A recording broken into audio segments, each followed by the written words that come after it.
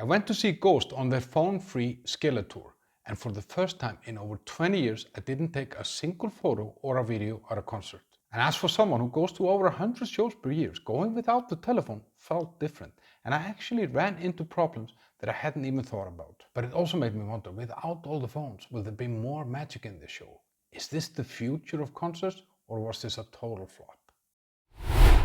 I wasn't even gonna go and see Ghost this time around, but when I heard about the no phone policy of this tour, I got curious. What actually happens when you force a modern day concert crowd to unplug from their most beloved device? And I decided to take it a step further and not take that Yondr pouch that you can get at the concert where you put your phone in and then you just can't use it during the performance. I went in fucking raw. I printed out my ticket, left home, and thought that I was good to go. But to my surprise, being phone-free did not just affect how I enjoyed the show or watched the show, but it also affected everything before the show and after the show. But let's first briefly talk about how the show actually was, and then I will dive into how it affected the show being there phone-free for me and then for others. This was my third Ghost show, and even though I'm not a hardcore fan, I really respect what they do and what they have achieved. I mean, this band has become massive. I mean, it was a big production. There was a cathedral lighting, there are flames, there is smoke, there is drum risers. It's the whole thing. It's this weird hybrid. It's somewhere between a Broadway production and a metal concert. Now, the sound was spot on and the performance is so perfect that it really made me wonder, is this even possible without a backing track? Now, music-wise, this is so diverse. I mean, the setlist was 21 songs and there was some super heavy, like metal songs. But then there is these catchy tunes that remind me of ABBA with overdrive and distortion. I'll be honest, the first 6 to 7 songs of this show felt a little bit flat. I don't know if it was the wrong songs or whatever it was. The crowd was there, nobody on the phone, everybody focused on the band, but the energy just didn't come until after 6 to 7 songs. It felt strange. I mean, you asked the crowd not to bring their phone to the show, then take advantage of it. I thought there would be more sing-alongs, there would be something between songs. I mean, to take advantage of the fact everyone is watching you and not through the screen of their telephone. Technically, this show was flawless. I mean, good songs, some catchy ones, some heavy ones. The show, the stage, the lights, the fire, the smoke, all that is there. I felt that they were missing a little bit on the crowd engagement, and it felt a little bit sterile at some point. So I'm actually gonna give this 9 out of 10. The real story of this concert though is that phone-free vibe. I didn't realize how much I rely on my phone at gigs until I didn't have it with me. Even before the concert, things got tricky. I had to find a way to print my ticket on a piece of paper. I usually have my ticket on the phone. I had to buy my transport ticket in a vending machine with coins instead of the app that I usually use. I got to the venue, there was a huge queue outside, but I had no way of checking when are they starting to play, what time is it now, will I make it in on time? Before I left for the concert, I was watching this football match on TV, Arsenal against Liverpool, and I really wanted to know the result. But I had to wait 4 hours until I got back to my phone. And during the show I thought, okay, I'm gonna leave in the last song to catch my train. But I didn't have the setlist app, I had no clock, so I had to take a wild guess. And luckily, it was the last song.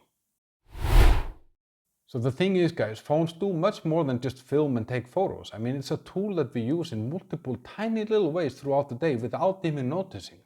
But on the other hand, I think banning them in concert might have its upsides. The crowd is definitely more locked in somehow. Everybody's watching with their eyes, it's not through their screens, they're not checking messages or anything like that. But honestly, I felt that Ghost could have taken a bigger advantage of that and had more crowd engagement. Obviously, there is a clearer view. You know, everybody will see the stage better. There's not going to be someone in front of you holding up a phone or something like that. There is also the comfort of the performer. Imagine having maybe 5,000 phones shoved into your face for 90 minutes or 120 minutes. That's maybe not the most comfortable thing. By not having the phones there and the screens on, it just reduces the light pollution. So if you take this show, it's heavily reliant on visuals, light, fire, smoke, all that stuff. It's such a big part of their show. So imagine if there would be thousands of screens lit up. It just wouldn't be the same. And this also means there is a less likelihood of problems in concert, because how often have you seen someone getting really pissed off at someone who is filming in front of them? And that can easily escalate.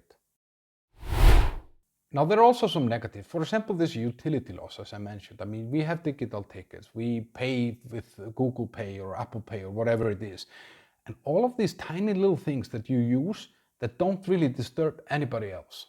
There's also a safety risk. If there is no phone, then what about emergencies? Someone might have a babysitter at home and there is an accident with the kid. You don't want to wait 4 hours until you find out.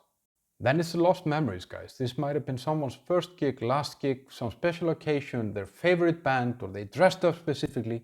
They have nothing to look back on, not one photo or one video. Band photos and videos on social media are a great promotion for bands. They create this fear of missing out. Everybody wants to go and see, oh, he was seeing Ghost, I want to go there as well, you know, whatever. So who knows, maybe actually if this goes on for a longer time for a band, they might see fewer tickets sold. So was this a game changer? Not really. I mean, it didn't really transform the show somehow, but it wasn't a flop either.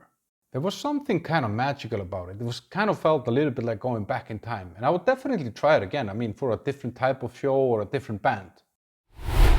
So is this the future? Should phones be banned at concerts?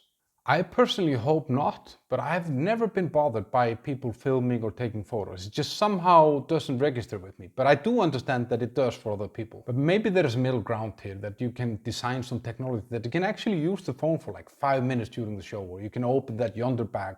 My trainer came up with that one. Open that bag, use the phone for like 2 songs or something, and you know it up front. You're gonna film there, you're gonna do your photos and all that stuff, and then you're gonna pack it back in, and the crowd is gonna make sure you do that. So what do you think? Should phones be banned at gigs? Tell me in the comments below. And if you want to help make more videos like this, then there's a buy me a coffee link in the first comment below. Speaking about bands with big production, I went to see Behemoth the other day, and I'm curious to hear what you think. Are they actually the Metallica of black metal?